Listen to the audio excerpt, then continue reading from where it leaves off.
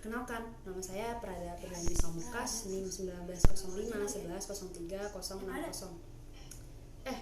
Lo lagi ngapain deh? Kayak sibuk banget sih.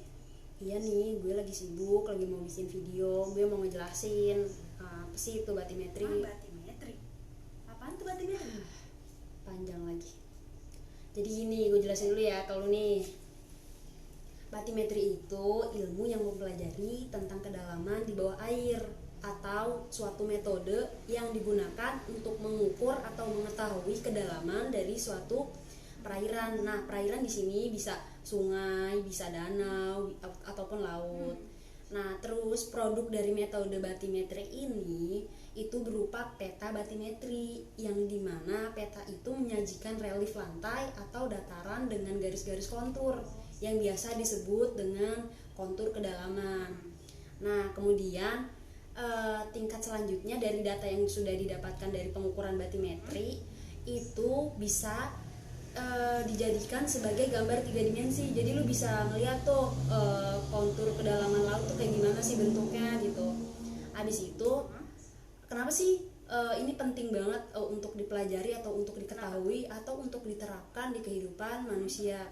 Pertama, karena supaya kita tahu dan mengetahui kondisi kedalaman dari suatu perairan. Misalnya kalau misalnya di pelabuhan ya, itu kan penting banget tahu kedalaman perairannya itu untuk supaya kapal tidak kandas atau tidak karang.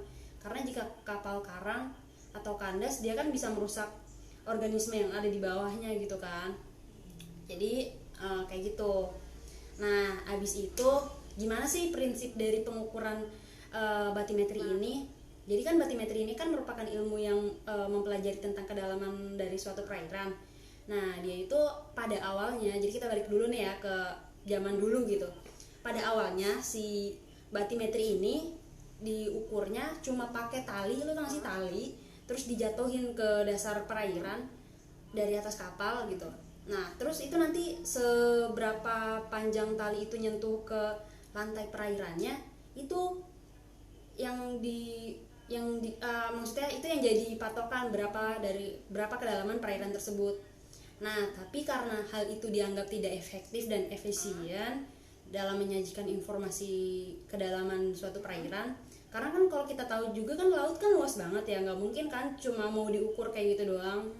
Nah, di situ akhirnya lahirlah teknologi echo sounding atau dia pakai sonar suara kayak gitu. Jadi echo sounding ini dipasang di kapal. Nah, dari situ gelombang. Jadi ini pakai konsep gelombang gitu.